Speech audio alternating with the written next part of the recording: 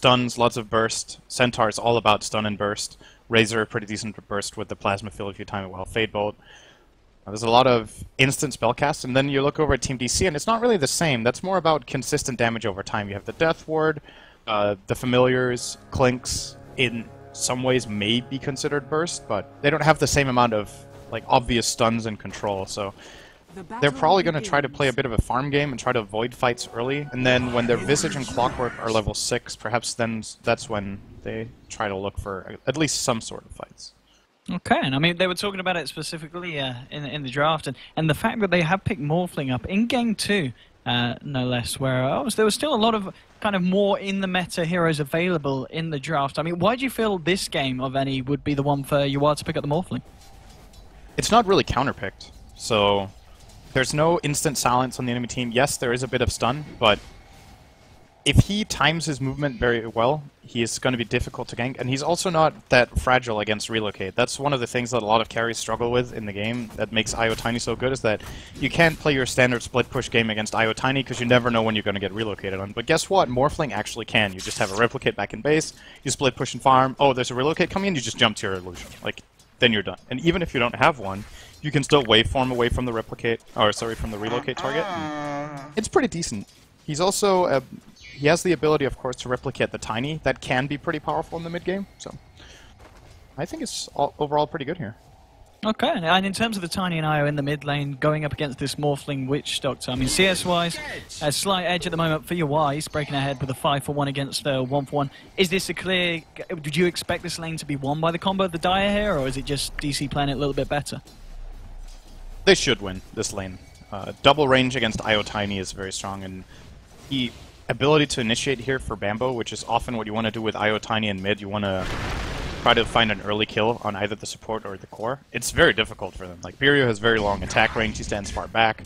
They can't go on Yuar ever. This lane can't kill a Morphling, it's just impossible. So, yeah, I think they're going to have the advantage of just playing the range game, and if they get the better rune control as well, then IO will definitely not be doing as much as he would like.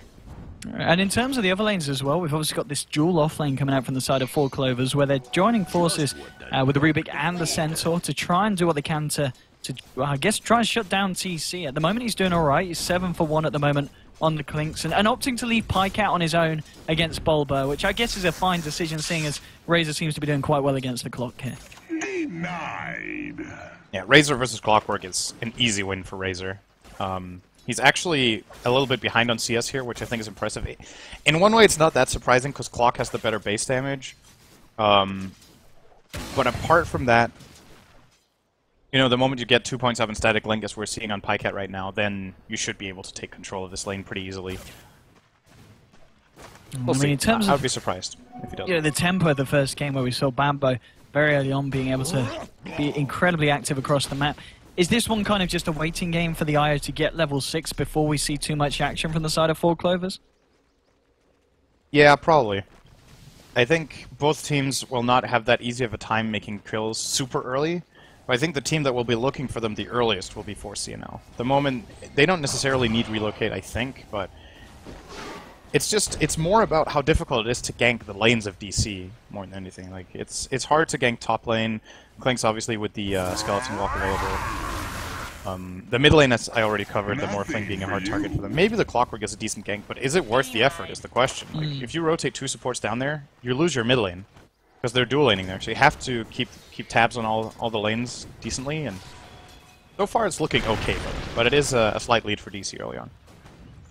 Yeah, it certainly feels like that. I mean, just looking at, for instance, the CS of our offlaner here, Swift Ending, he's losing out in terms of comparing to the Clock, and Clock's actually sitting at the top of the CS board. I mean, he really is not struggling too much against the Razor, at least not as much as maybe kind of hero versus hero you'd expect to see. This is Bulba's best hero in Dota. So if there's a hero he's going to shine on, it's going to be Clockwork. And, you know, like I said, this lane should be Razor favored, but if he gets hit by the power cogs like 2 or 3 times, as you're seeing he must have been, if you look at Pyket's mana, then it gets tricky. Like, the way Razor wins this lane is by doing this, right now. And Bulba, every time Pyket runs after him and tries to drain, you can always just do this. He mistimed it a little bit here, so Pyket didn't get the knockback, as we're missing, actually, 2 kills. I don't know if he got that on camera. He did not. Well, the trade Today we have Pimp Muckle on camera. Yes. All right. Not me, guys. Not the play-by-play. No, he's been doing a great job. We'll let him off. We'll let him off. He's fine. But so Yeah, he did a better job than you in game 1, that's for sure. First blood, of course, goes to the side of Four Clovers there. They did claim it before Visage was able to get the return kill onto Centaur. So the first blood being the Centaur, getting the kill onto Clinks. That's a pretty good start for the side of Four Clovers. Yeah, it's what this lane can do. It's just, if you get the telekinesis into the Stomp of Centaur, the amount of burst damage between these two heroes is really, really high. And Clinks, until level 6, when he has the Death Pact, can actually die from full health almost, just to the combo here. So I wouldn't be surprised to see them trying again very soon, with Saksa just walking in for the telekinesis back. And AUI has no counterplay. It's the other thing. We might see it happening right here. They're thinking about it. With a Grave Chill, but he's just I'm a little bit too surprised they didn't tanky. just kill AUI. Like, if he starts playing aggressively like that, you get a telekinesis, you toss him over. He has very little magic resistance. That's one of Visage's innate weaknesses. Alright, now they're going on Clinks. With the lift, the stomp, they're going to have the double edge as well, and it's going to bring TC incredibly low. Oh! One more last hit would have done Wow! 10 Use HP. the run right. South. Thank you. A little bit of... He's a wow! Yeah, that's the Grave... The Grave Chill actually did save him there. The attack speed reduction on Centaur stopped an attack, so... Rotations from the mid lanes as well. We've had the Witch Doctor and the Io come out for their respective teams to the top. Tethering up Swift Ending. He's just trying to move in. Just make sure that kind of pulls coming through to the side. Did you have a look at the sentry top, by the way? The rightmost sentry that the Radiant have is an inch from seeing that OBS. And that OBS is what's saving DC from a smoke gank right here. Or not a smoke gank, rather a rotation. The IO. Indeed, they know that Sax is hiding around here on the corner. Aoi himself in the tree line. We're waiting to see if Swift Ending comes a little bit too deep. And Biryu's still there on this Witch Doctor. So they're ready to try and jump on Four Clovers if they get a little bit too greedy. Rubik's actually going to head elsewhere across the map, looking toward the mid lane. Yawa has been given a lot of space, but at the same time, Bambo's headed back off to clear up some of the jungle camps with the help of EGM. In top lane, they're trying to go in. They know Swift Ending's on his own. They've got a fair bit of damage here with the Clinks. 3 points in the Searing Arrows.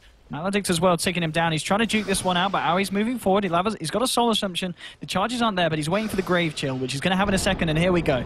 DC should be able to close the gap, and they should find this with a couple of arrows to the backside, as they will pick off the kill onto the Centaurs. So, nice realization there from DC that there were no supports top, and even though the ward's now expired, I think that kind of did help kick that one off there.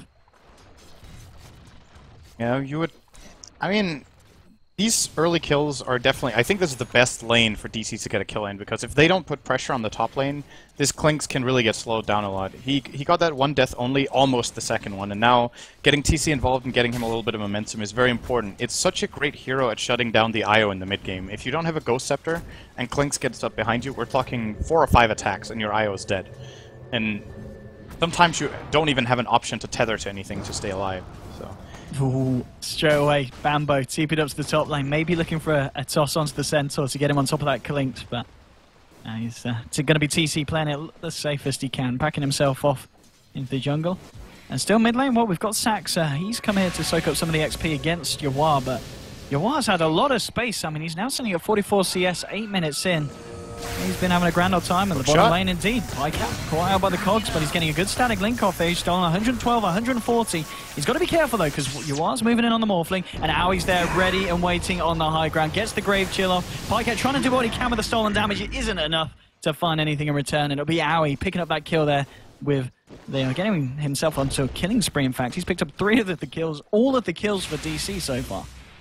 Was a very good TP. The way they set up that entire kill was actually really beautiful. Bulba goes in for a one-on-one that he can't win, but he knows that Morphling is collapsing from the top, and then they have Visage coming from the bottom. So it's basically a sandwich on Pycat, and there's no way out of it. He's going to get crushed by one of the buns, and then he basically chose the right one. So AOI did get the kill there as a result of that. Else it would have been the Morphling. Under those circumstances, probably the better choice to give it to the Visage. But you know, you don't want to die ever, right? But if you do die, Visage is one of the worst supports to die to, but probably still better than Morph. Looking at Bambo's farm at the moment, he's sitting on 2,100, so... I mean, is this potentially just a straight-up Blink Dagger after the brown boots here for Tiny?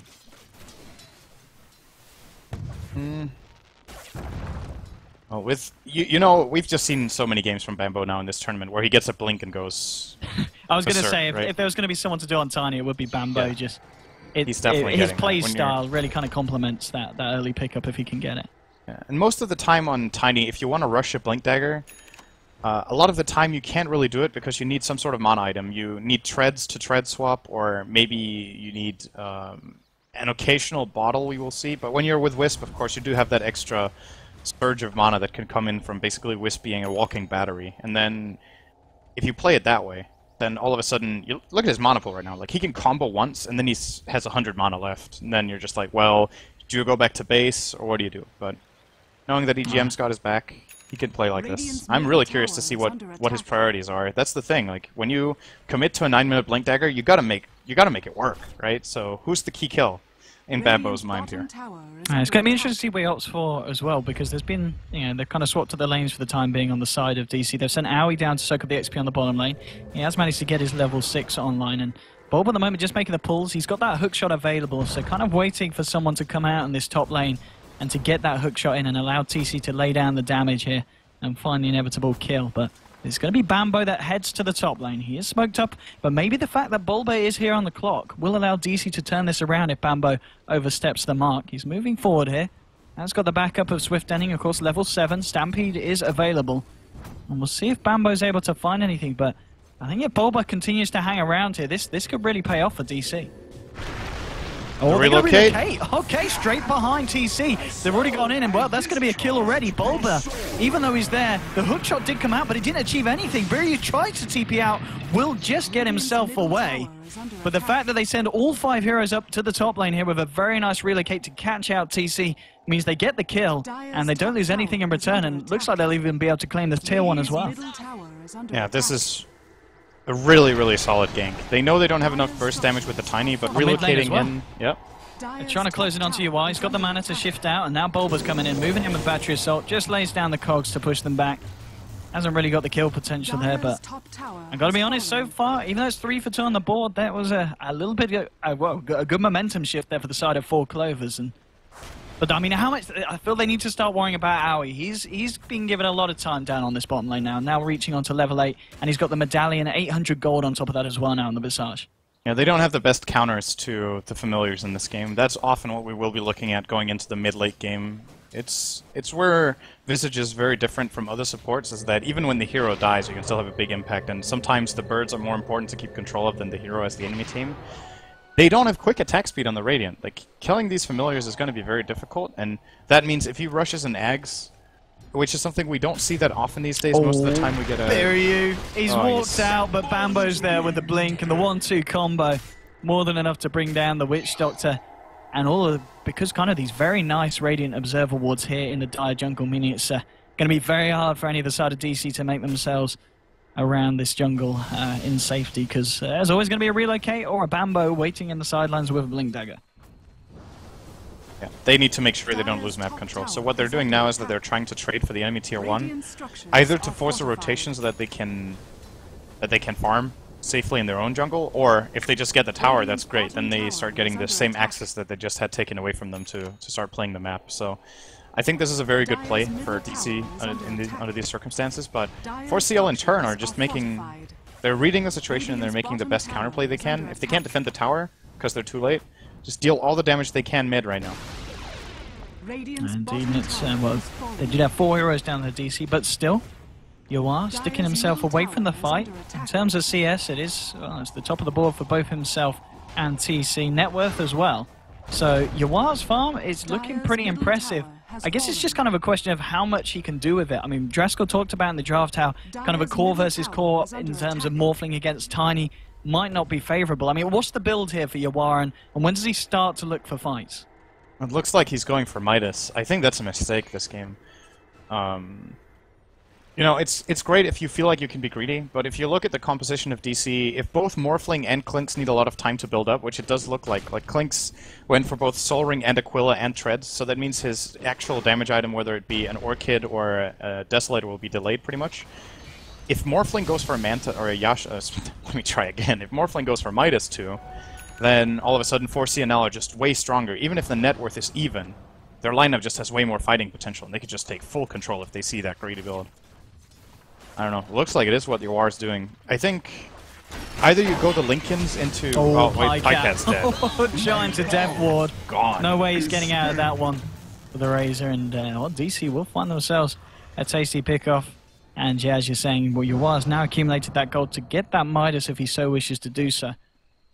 And it's kind of Bambo and the gang, they're kind of sticking away from their own jungle. I think they obviously realize what's going on the side of DC, and they kind of just want to pull them apart elsewhere. Centaur's finding some space up top. He's, of course, got his blink. 900 gold coming up on top of that as well. So if the fights do kick off, I kind of feel that Four Clovers, they're in a pretty good position to take them.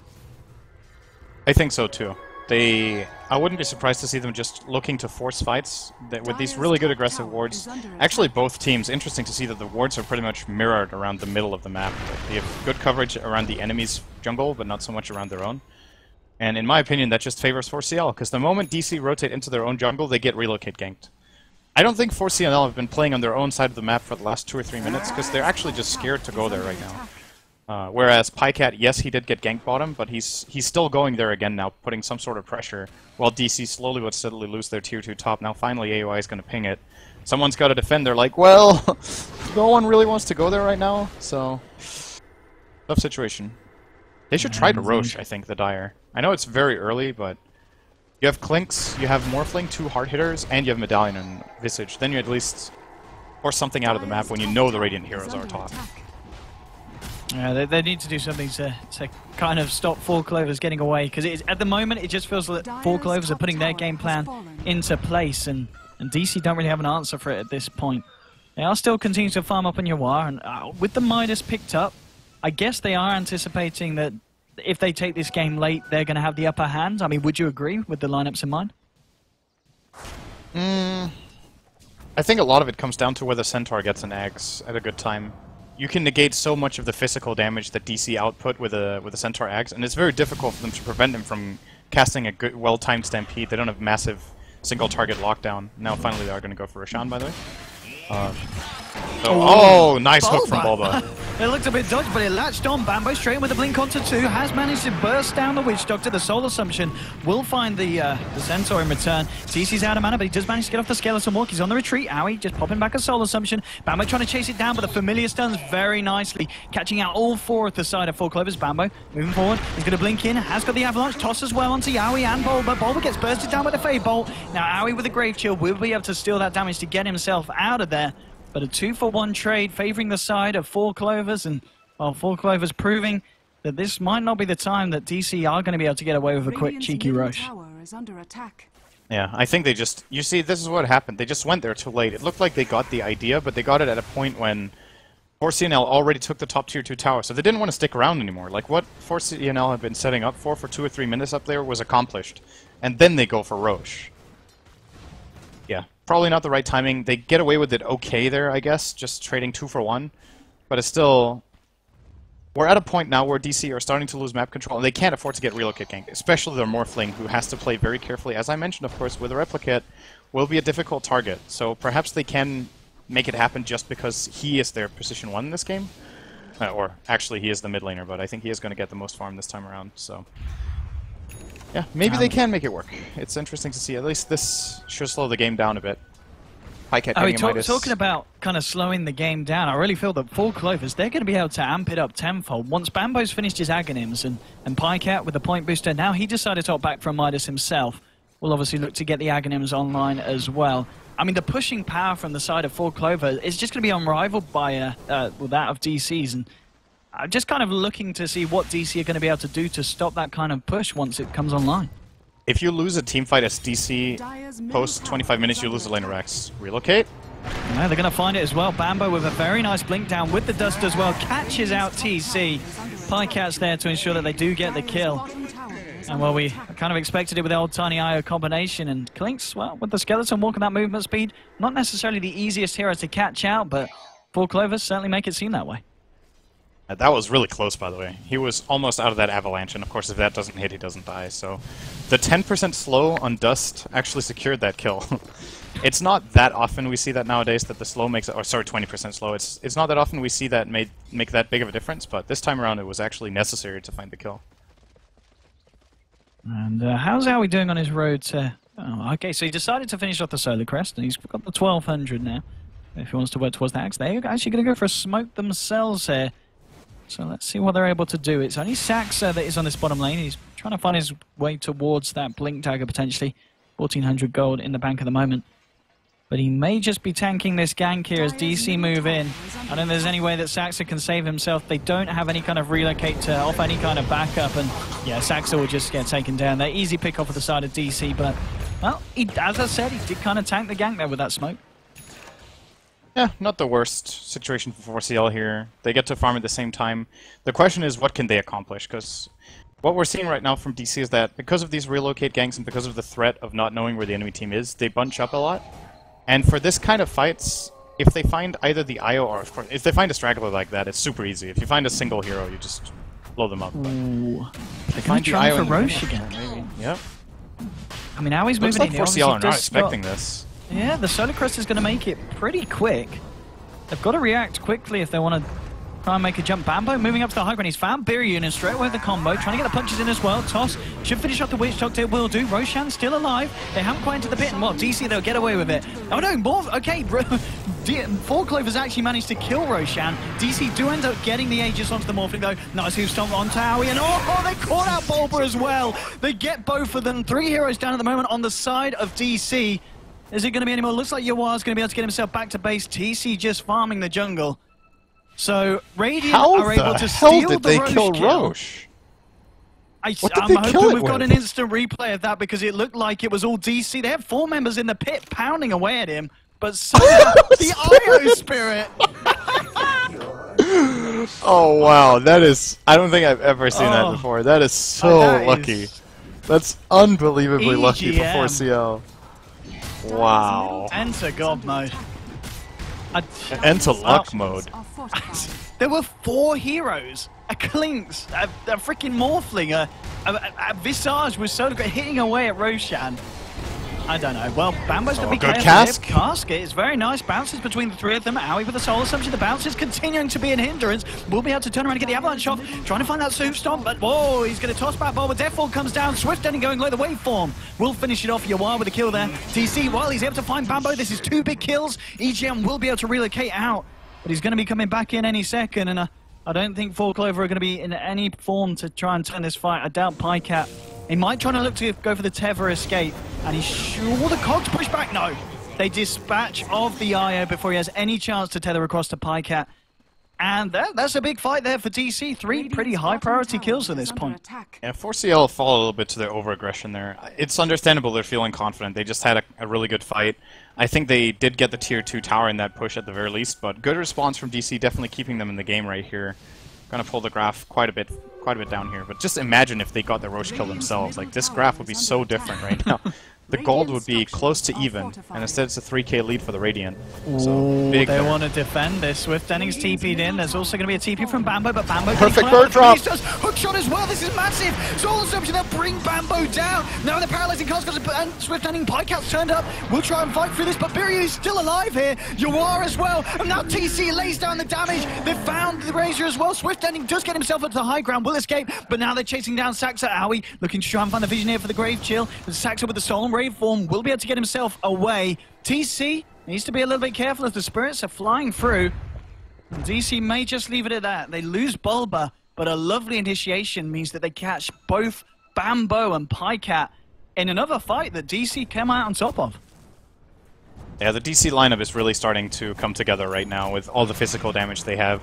If they find Bambo early on, in my opinion, the fight is almost unrecoverable for 4CL.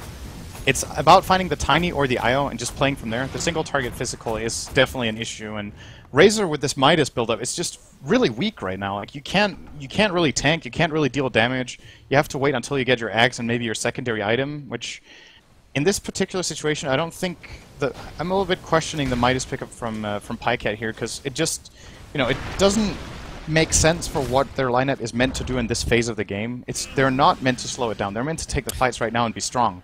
And he just dies so fast. He has 6 armor. Like, he picked the point boost up and then picked up the Midas. So do you think it is a kind of a direct correlation to the fact that he saw that Yawar was going for Midas, and then they kind of wanted to try and plan around that and say, well, we're going to be taking it to that stage of the game anyway, but you feel they may have been better just going all in and trying to end the game as soon as possible. Yeah, exactly. It seems like you're playing into your opponent's hand, right? If you see, oh, their hard carry is going a Midas, well, then our Razor will go a Midas too. That's just, if that was the reasoning, I don't agree with it. But I think Pycat might have had another reason that he just felt like even if he went for a standard build-up, that he had died too much and he needed to pick up the pace, not against the Morphling, but just for himself, if that makes sense.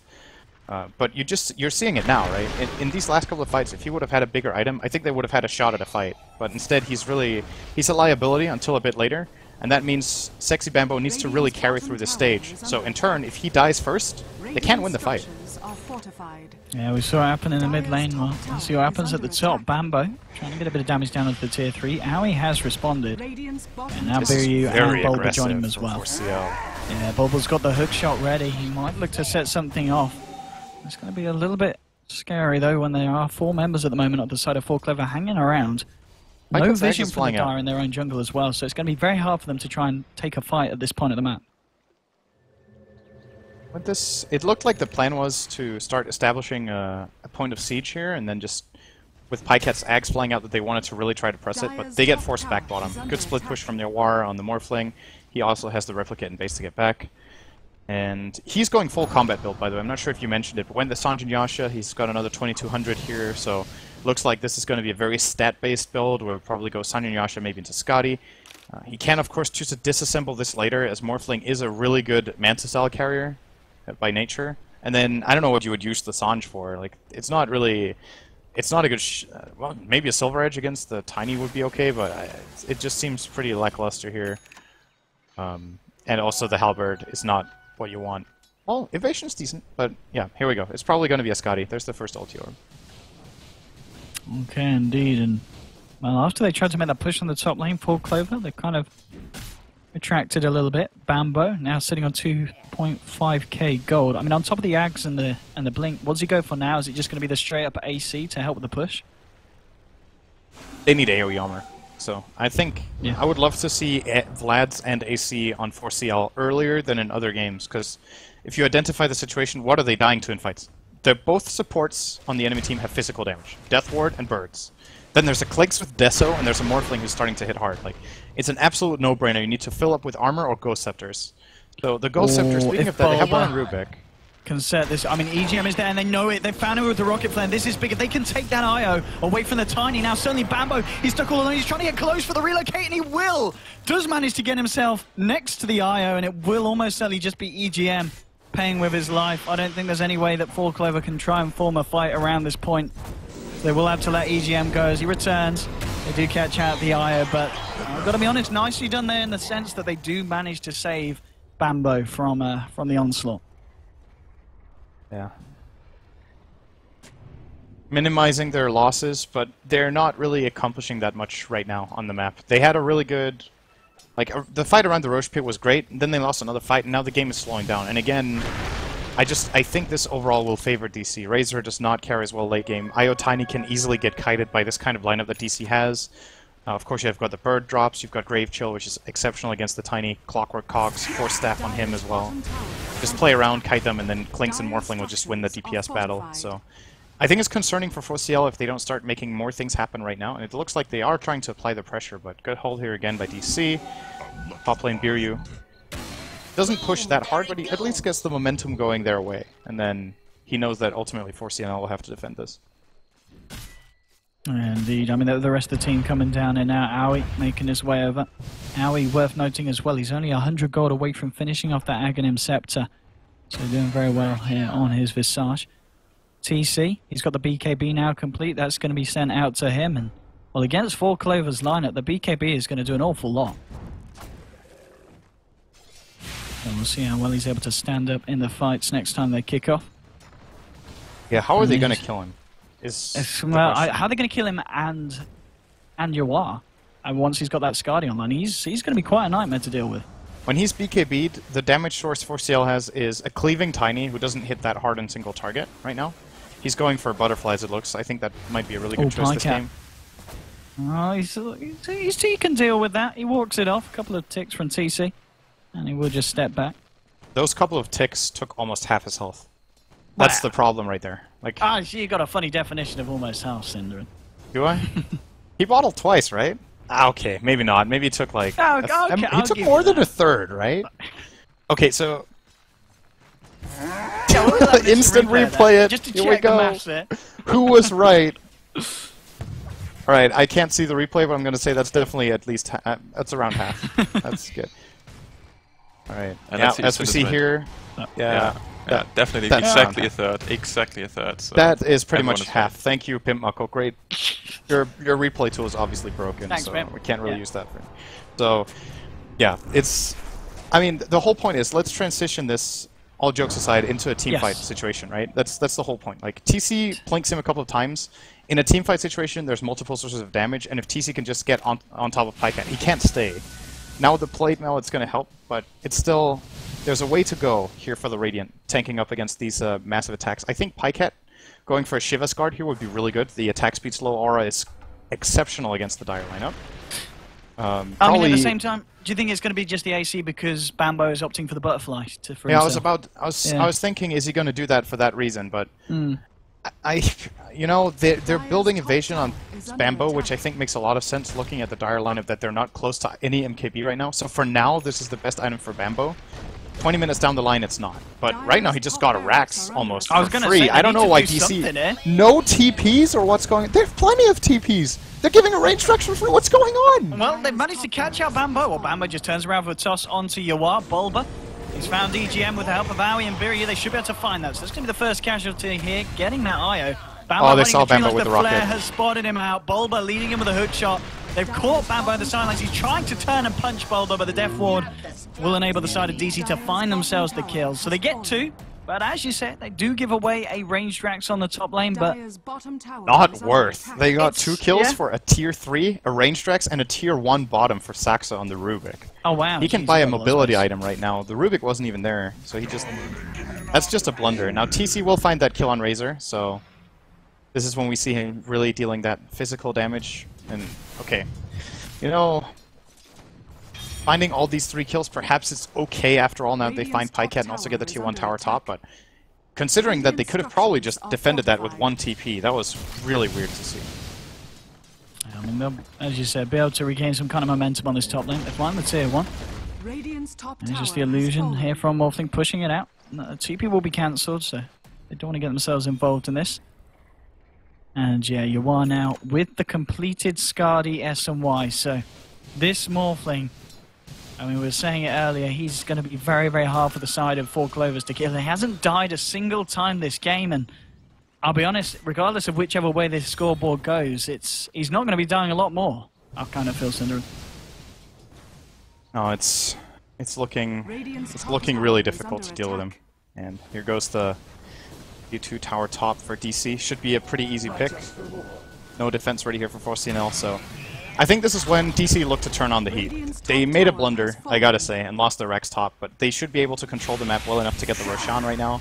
And once they get that, an aggressive play, I wonder if they want to put the Aegis on the Morphling or the Clinks. Both of them actually pretty good at breaking the base, so that's a nice thing they've got going for them. While they might not be the absolute fastest as bringing down towers, they're pretty tanky.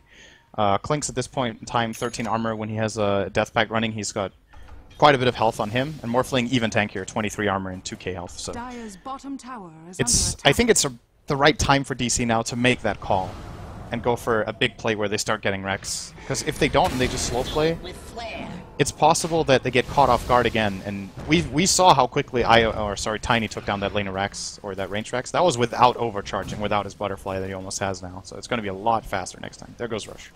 DC with the free Roche here, nothing that the side of Four Clovers would have been able to stop. And, well, that's going to go the way, of course, of Yawar. They've now got a Bulba closing in on to his Aghanims, 1200 gold on top of the point booster. So he'll be able to get that online within the next 5 or so minutes. And Pycat, as you said, yeah, is that the... No, he's still 500 short of the Hyperstone, isn't he? So, but nonetheless, very, very close to picking up that AC on the Razor.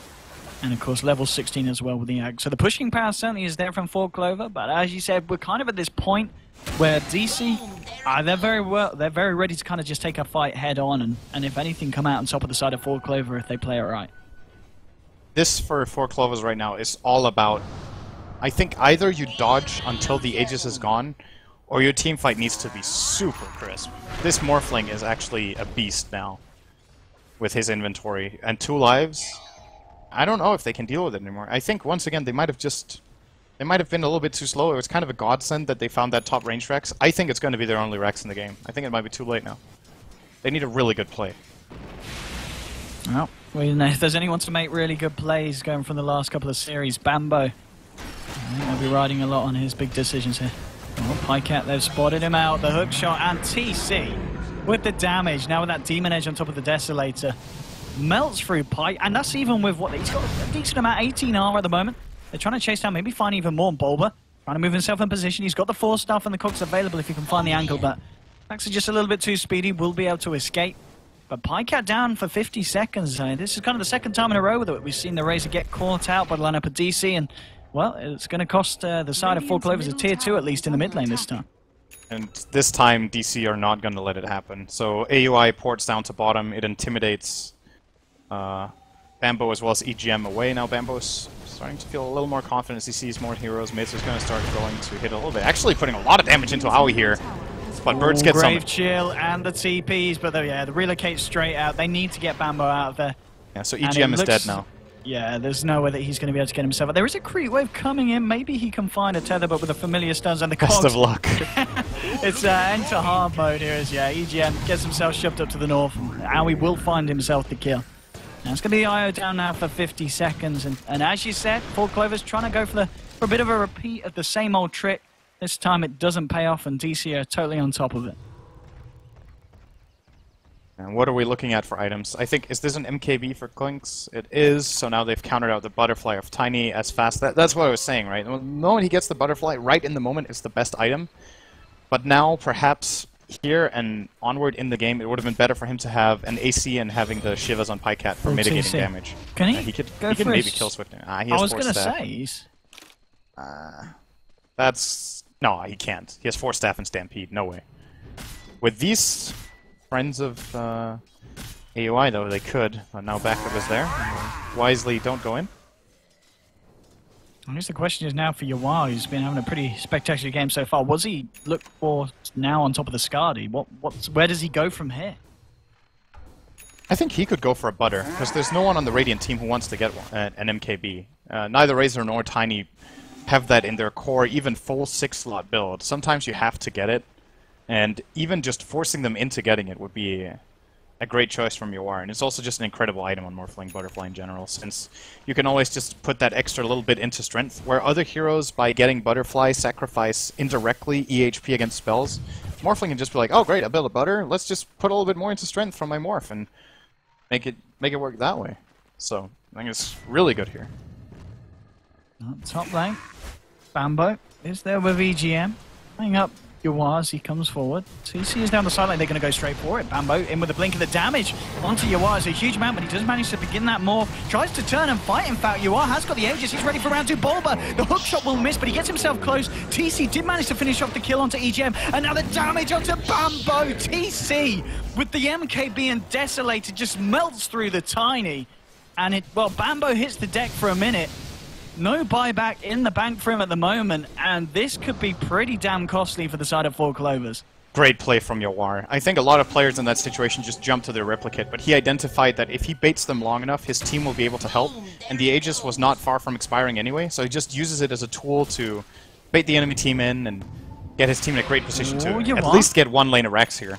He has a replicate. They're trying to fight Yawar here, but they just can't control him. He just moves back, and I mean, that's 3 heroes in the mid lane. They've got to have TP, surely. It's a TP on Swift. Okay, they can back. Pycat's just trying to go for a little bit of a push, but I kind of feel that the pushing power with TC, with the damage he's got on his Clinks, is just going to be superior from the side of TC, and Four Clovers need to do something to stop this. They put the fortification, but DC just stand there strong. They've found the tier 3, head towards the racks now with the Stampede. They're trying to fight, going forward, telekinesis, but no, the Who Stomp. TC getting caught up with the Death Ward from the low ground. Booyah trying to fight through it all. Blade Mail is not going to save Swift ending. He goes down, he drops along with EGM. Bambo's yet to re-enter the fight. Pycat out of mana, almost out of health as well. and DC remain there. They did lose TC. They will decide to back off. Now Bambo is turning up. He's trying to look for the cleanup, but Yawar starting to morph into strength and turning to fight. And Owie, with the damage from the familiars, will bring down Bambo. He's now down for 70 seconds. SwiftEnding getting shoved back by the cogs. Boba with the old little walk around, pops the blade mail. He will pop himself. Pycat gets caught out by the stun. Zaxa, the bounces, the adaptive strike, pushing back the Rubik. Now they try and chase down Owie. Owie moving back with a blink forward is there from SwiftEnding. Hasn't got the Who stun for a couple of seconds now. He's just going to look for the TP out. They will find the kill. Saxa with a stolen adaptive strike to cancel that. 3 heroes taken down with the side of DC. And for Clover, they do manage to defend their racks. The familiars are trying to do what they can, but Saxa's going to be there to beat them off. But I'm Man, sure they'll probably just look Saxa to continue to go in. just saving the base there. I think he got 3 or 4 adaptive strikes off. This is really interesting. That can happen when you're playing Rubik against Morph. He stole Morph earlier in the game, morphed Max into strength, and now he's stolen adaptive strike. So his adaptive strikes are super long stuns. Like, So this guy 4.25? right now has a 10-second cooldown, 4.25 second stun that he can just target on anyone on the Radiant, just giving so much time for them to actually get the damage done that they're kind of lacking in that department. But if you give them enough time, they will get the job done. They do hold the base. It was expensive, but only losing a range there, I think, is a big victory for them with those conditions. Some very smart play indeed. I mean, yeah, as you said, with the adaptive strike, and if you take into account the telekinesis, that's a good, what, 6.5 seconds of lockdown. And then it's only a couple of more seconds before you're able to get in a second adaptive. Yeah. And it's so disruptive against the lineup, especially, I mean, what, the Klinks has got a BKB, but the Morphling, of course, not opting for that. It is going to be the Butterfly for Yawar as he picks up the Quarterstaff, 4.1k gold in the bank. And yeah, even though it looked like a nice death ball from the low ground barrier as well, with the fact that he hasn't got that Axe online yet, it's just a little bit lackluster. He is closing in on it. He's got the point boost of the Ogre Club, 1k gold on top as well. But as you said, Clover's hanging in nicely here. With an Axe there, the game probably would have ended. I think Beria was able to channel that for a good 3 or 4 seconds. One off, yeah. Yeah. So that's another good thing for DC going forward here, is that they're closing in on that. Only 900 gold to go, so that's one good team fight, or just a Roshan, a little bit of farm. He's moving down. Pings are coming out. The flare did fly over. And they've got all 5 here for Clover. They're ready to go. Maybe this is it. They've got the AC on Pycat. They realize that this is the time to fight and to catch them out. Bambo moving forward. The paralyzing constant. Here's the death ward again from Biryu's getting a lovely channel off here. Saxa will be able to get himself back. The Stampede has been popped, but now the cogs trapping the Rubik in place. Soul Assumption bringing Saxa low, sending the familiars as well. Rubik going to be the first casualty here as the rest of the side of 4 Clover will continue to retreat. There's going to be the relocate out, and whoa, it's the relocate in fact. Bambo and EGM straight up to the top lane. They're going to get themselves a cheeky Rax. Owie turns out to say, what the hell happened here? And Bambo clears out the lane, and he'll back himself up. They did lose EGM on the relocate back to the bottom lane, but you said it earlier, Sin, these are the kind of plays at this point that 4 Clover have got to go for if they want to stay in the game and potentially win it. And, well, that was perfectly done there by the side. Yeah, they really made the best situation out of no situation right there, getting a lane of Rex. Considering, like, there was really nothing they had to get there apart from just getting the hell out of there. And that's also why DC, they weren't even expecting that play. It took them completely off guard. Even AOI TPing in is obviously not enough to stop it, so very nice. Instead of just relocating back to base, at the very least, they do get 1 Rax, and just sacrificing Wisp for that, totally worth it. It's still not looking great for them. I'm still having a hard time seeing them getting the second lane. We saw here, they're manning up, they're going for the push. They don't even get the tier 2. SwiftEnding. He's been spotted out by TC. Bulba's there as well. And the damage, 1, 2, 3 to 4. Oh, the Stampede of the 4 staff looks flashy. It's not flashy enough, and that's going to be SwiftEnding down for 80 seconds. Did you see how much that Stampede did? That's what I was talking about earlier. Suddenly tanked those hits from the Klinks, that's for sure, but wasn't quite enough. That 60% damage reduction is disgustingly good, but that's not the situation you can do it in, right? But he might as well try. The cooldown on this is lower than his respawn, so go straight. Relocate mid. Relocate. Okay, Bambo and EGM, they want to go for another bit of it. They're going to find the tier 3, and now the hook shot from Bulba is there, though. EGM getting low, trying to keep himself alive, but he'll get popped. Now Bambo, he's all alone. TC with a right click. They'll bring down the Tiny. And at the moment now, 3 heroes dead on the side of 4 Clover. They do find the tier 3. They got a little bit of damage onto the racks, and okay, they're finding more. They've chased down Pycat. Pycat will initiate the static link, but they've got the control. Biri just drops down the death ward here. They want to find this Razor. They want him dead. They're going to chase it down. Owie with a rod of Owie, in fact, and it's going to be Pycat. Pops the Eye of the Storm, won't do anything in return, and he is down Tiny. Flying back, and the action's going to continue because Yua's trying to get the push on his fan. Saxa, but Saxa has the Ghost Scepter. Bambo doing a lot of damage here. Yua's got to be a little bit careful. Turns around with the adaptive. He's into agility, so the stun length is not there. Saxa continuing to chase, and Yua just a little bit too speedy there. Will be able to get himself out and away. The tier 3 was taken. The rack's now exposed. This is a Roche if they want it. Pretty DC. crazy. I think, yeah, Biri is going to scout it now, and they're going to go for that. Yeah. They probably don't feel like they have time to go for a Rax. They also don't feel confident that there's no buyback on the Razor, which is, of course, the case right here. But yeah, they get a Roche. It's going to be even harder now. Once again, I feel like I've said that a lot of times, but, you know, 4CL are doing the best they can. I think these split push plays are the play they have. Almost making it work there in the mid lane, but good reaction this time around from DC. And what's this coming out to Bambo? He's sending the courier. Is that a... Okay, that is going to be very close. Yeah, he's not quite got the gold body. Just 300 short of that second Hyperstone. And Bambo will have his Moonshard available. Obviously, committing the buyback there for that defense on the bottom, not needing to save any money for a good 6 minutes. So once you've got the Moonshards as well on this Tiny, you've got to be so careful as DC, because if you do get that opening like they have done previously this game, you're going to lose racks so damn quickly. Yeah, well, this is absolutely a struggle right now about dodging fights for 4CL. Yeah. How can you dodge fights and pressure enough that you get the opening you're looking for? One blunder from DC could be a loss. But at the same time, we're talking a really big blunder, and on 4CL's side, I don't... You know, even if they get 6-slotted on Tiny and Razor, I just don't think they win late game. Like the supports on the Dire scale so incredibly well in comparison. Rubik is starting to fall off. So is the IO, of course, only sitting on a 4-staff. The other side, you've got a Witch Doctor with Aghanims. You've got a Visage level 19 with Ags, Solar Crest, Rod of Atos. You bring up the net worth, and you just see AUI, he's 5th right now on net worth. Witch Doctor, second to last, still does way more damage in a team fight than Rubik. Now we'll see what the play is going to be here as DC. Coming around the mid lane. Bulb's going to find himself an Invis here. You are. Using the space here on this top lane. 2.7k now on top of the Butterfly. And the creep wave just being pushed in on the bottom. The tier 2 will drop. Now with the deny there. So that's important, actually. That's yeah, extra bit of space that now it was another lane that they've got to be very careful about. Yeah, this allows them to take Megas in one push. TC. So if they get that opening now. Looking for the bit. That's a sad IO. I mean, you've got to empathize with him, but at the same time, that's fucking funny. Like, poor EGM. He just disappeared. He needs a Ghost Scepter badly on this IO. I'm surprised he hasn't managed to find it sooner. I guess he's... The 4-staff was a good pickup against Clock. Like, it makes a lot of sense to at least have one on the team. But he's getting close and personal. Hookshot on Swift ending. Back south. Forces himself in. And, well, Saxa's going to be the focus here. You are moving forward, but the Ghost Scepter from Saxa, he will be able to get himself out. There's been a buyback from EGM. They want to try and keep these melee racks alive. Bambo moving forward, and here we go with the Avalanche toss combo onto Yuar, but Yuar goes straight in onto Bambo, and the damage! Bambo's going to drop TC there with the final touch as the arrow flies through.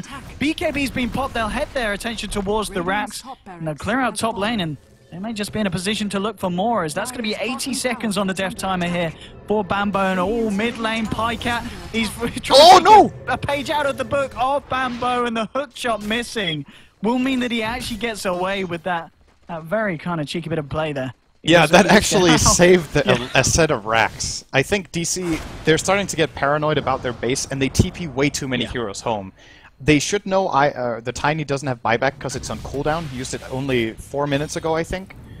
And they just sent the whole cavalry back to defend against the Solar Razor. Yuar's just going straight in. He knows that TC's there, and I don't think the side of Full Clovers realize it. They certainly do now. Pounding away, but the Stampede is there. The damage reduction is real. They'll pop the Aegis on Yuar. TC doesn't have mana to use his Skeleton Walk right now. Now he does. Unless Saxon wants to jump. Thank you very much. Up to the high ground. Cheers, boys. And well, I mean, bit of a crazy fight from both. I mean, it's 31-13, but Full Clovers, they're hanging in. They are going to have Bambo back up in 15 seconds, so... And, well, almost certainly ready for the defense here. Fortification's going to come back online in 10 as well. So they're going to have a good chance of holding it. Telekinesis onto Aoi, but Yuan moving forward, wants to fight, looking for Saxa. Soul Assumption flies through as well. They're turning around the Founder Stone. Now the Death Ward being laid down. They've got to be careful how close they get. Bulbo with a hook shot onto Swift Ending. Gets himself forced out of the cogs. He's going to be okay. Bambo is now back. They've lost the tier 3. And it looks like DC, they want to just get themselves out of it. They're scared of Bambo. Bambo looks for the Avalanche, won't find it. Adaptive Strike flies through. Gives him a bit of a tickle. And well, the racks do stay intact. They lose the tier 3, but the defense is real. And it looks like, as you said, DC are just being so damn careful about the fights they take at this point. Yeah, slowly but steadily, this is starting to become a clearer and clearer DC success story. Just one more. No tier 3s remaining, just 2 sets of racks. Sure, they're still exposed in their own base. That's why this top lane right now is 4 Clover's only path to victory, I think. Oh. They need to push that in so they can backdoor, because DC will definitely not allow them to push mid or bottom. This could be...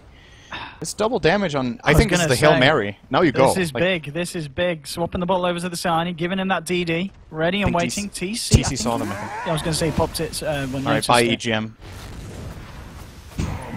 Poor EGM. Please press F to pay respects there. Please press F to buy Ghost Scepter. Donate for a Ghost Scepter for poor IO. Oh, he's lost a lot of money, I guess, with a buyback. He was on about 1,400 at a point. Yeah, it's cost him. That's just the end of the push right there, right? 4CL are like, yes, we got a double damage, time for the YOLO play. Oh well, our IO just died in half a second, so now we gotta go back.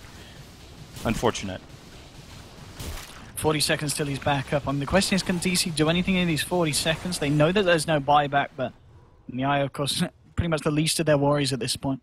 Nonetheless, they'll start to get the pressure in on the mid. It's got TC working his way down the bottom lane as well. And yeah, these two very naked looking racks here in the middle of the bottom lane. Looking very scary. If TC gets his hands on them, you know how quickly that... And he's going to go for it, potentially. Look, he's ready to jump as soon as any kind of fight kicks off in the mid. He's just going to go for it now. Straight into the melee rack. There's a fortification available and it will be popped. TC does manage to force that Bulba straight in onto Bambo. Bambo turning around. And oh, Bulba! You need to be careful there. Get shut the hell down. And now Bambo moving forward onto Yuan and Biryu. Biryu gets out of the cars. TC with the damage onto Bambo, but Bambo is able to live. Biryu now with the ult, they eliminate the Aghanim's, but it does get cancelled. No one to die other than Bulba as of yet. Cat coming in with the Eye of the Storm, and DC again a little bit scared of continuing this fight. They do back off as they did throw a lot into that. That's again, big for DC. Clover hold the base. It's big for DC though. They only lose the Clockwork for the reveal of the Refresher on Centaur. He used Stampede twice and they only found 1 kill. I think there was a little bit of miscommunication. Seemed like his team wasn't ready for the second go-around, or they just didn't feel like even with a second Stampede they could fight. But this is 2.5 minutes, which is easily a Roshan for DC. I think it's spawning within the minute. That probably 4CL can't take. Like, this Refresher is basically 2 Stampedes, right? You've invested 5,000 gold into a great item that you can use once every, what's that, 2.5 minutes? A bit more? 3 minutes, rather. 3.25 even. So, when that's down, a lot of the net worth on the rating is just worthless. Like, these stats on Centaur for 5k gold, 10 HP regen, 250% mana regen, and 20 damage. Awful trade-off for what he paid. So, they gotta make the most of that, and they just didn't in that situation. They're ready to fight again. They've 4 Clovers. They're not giving up yet. They're ready to power down the mid lane. Let's see what the side's got waiting in store for them. But TC, we looked at the DDs earlier. He's going to find... Oh, is he going to go for the courier, reveal himself here? It's not got too much on, but it's a courier kill nonetheless. And that will be shut down. And, well, they've got to be careful, especially Swift Ending. I mean, Stampede's nice, but a TC double damage, I think it can still do a lot of work against him. And he's going to be lucky, TC, just heading into the Radiant Jungle. He hits for 700 per attack right now. That's not bad. That's he might still be able to find Swift Ending here. I mean, the double damage, nah, he's Are you sure? Does he try and fight the backdoor regen here? Okay, let's have a look. Oh my god! They don't have Glyph! Oh, he could have finished it. Oh, he could have finished that. He got cold feet there. Yeah. Wow, he got really scared. He could have BKB'd for that melee Rex. I think that would have been totally worth it. Come on, TC. Well, nonetheless, the fight might still happen because they're smoked up DC here, like the Ancients. Bulba. Looking for a hook shot, Saxa. He's going to walk in and Saxa, oh, he could be the one tanking this. We'll get the telekinesis off, but it just doesn't matter. Owie! With a Soul Assumption in Yawar with the adaptive strike. Bulba, he's found his hook shot onto Swift Ending. Does manage to get himself onto the high ground, but at the same time, Bulba there, ready and waiting to chase it down. Blink 4 from Bambo, looking to disperse the clock. Bulba getting low, has the blade melt. Doesn't matter, one more slap will do it, but it's actually TC who's found EGM once more. There's going to be buyback from Saxa. And TC pops the BKB. Now with the IO down, Rubik is back up. They have lost the clock, so once again, maybe DC might be a little bit careful about pushing this in. I mean, They should just kill Roche. I'm not sure why they're taking so long. That Roshan has been up for 3 minutes. It's their safe going way. For it here. Oh, okay. I mean, maybe if your Morphling is like this ridiculously fat, maybe you don't care anymore, but it's a risky play. A good static link. This is a nice static link. Paralyzing Coskin, therefore doing the damage. Pycat gets the BKB off. Will start to back himself away. Bambo moving in, looks for the Avalanche. Will be juked out there by Biryu. And they did, as you say, you lose the melee racks, nearly losing the range racks as well. They will to the siege creep. They will. The good old Carty finishing it off. It's, and now it's they'll the slow rush. siege. It's a successful siege there from DC. Yeah. That was the most they could get in that push, in my opinion. If they don't get a really, really great team fight, they can't get 2 lanes. They have to use key cooldowns to get the first set. Now, just Roche, they reset, and then they get the second one. This is looking very solid for them. Yeah, let's have a look at the difference. Oh, it's over 20,000 at the moment in net worth. I guess the game is getting pretty damn late, though. We're out 55 minutes at the moment, and 20k as well in terms of XP. They're going to need some big, smart plays here on the side of 4 Clover if they want to try and play around DC's power at the moment. It is certainly the favourable one, and what do we reckon to this, eh? There we go. I am totally the down with Bambo this. Play. All in. Let's see what it can achieve. There may be a fight. TC's going to spot it out, though. Willie notices the Rapier. Bambo moving forward here onto Owie. The damage is not quite enough, even with the Rapier. Owie's able to get off the Grave Chill and will live. They've lost already the Aegis here on the side of DC. Yoa's going to be back for round 2, and Owie actually getting the killing spree as he finds EGM. Swift Ending trying to chase down Owie, but they can't quite find it. Bulba's there with a hook shot to save Owie, and now Bambo's caught out. They've lost the Rapier. Rapier hits the deck. Bambo now down for 85 seconds. They can't kill Owie. Owie's not even going to die amidst the entirety of that. Owie will live on. And this, at this point, this is it. GG well played is called. The Rapier pickup was admirable, but at the end of the day, the fight was not. And DC... Wait, who actually has the Rapier right now? Did anyone even bother picking it up? I imagine. I was hoping TC picked it up.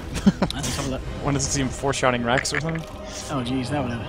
I was on the ground, yeah, no one bothered. Right. It was over. They might have not have even noticed it in the whole of it. I'm sure they would have. I mean, it kind of dropped in the tree line. But nonetheless, it was an admirable fight by 4 Clovers. DC, just a little bit better at the end of the day, eh? Sinned with that one. I mean, do you think it's down?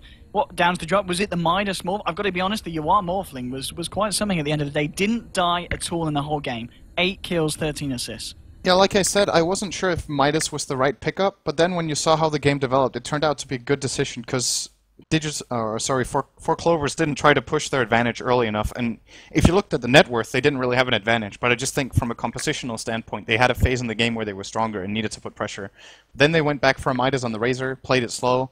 You obviously just trade 1-for-1 with the Morphling, and Morphling farms faster and scales better. So in that sense, it turns out to be a great choice for Yawar, who also doesn't even die the entire game because he's not really very well countered by the enemy lineup. Solid Morphling plays. I think overall, DC probably slightly better strategic approach to the game, although there were a couple of cute relocates. They needed more than that in this game to win it. And DC, even up the series, we get at least a game 4. Absolutely, yeah. That's going to be the exciting thing about it. And, well, we'll head over to the panel, see what they've got to say about that game. And, indeed, the very exciting Game 3 and Game 4, at least, coming up right around the corner here between DC and 4 Clovers.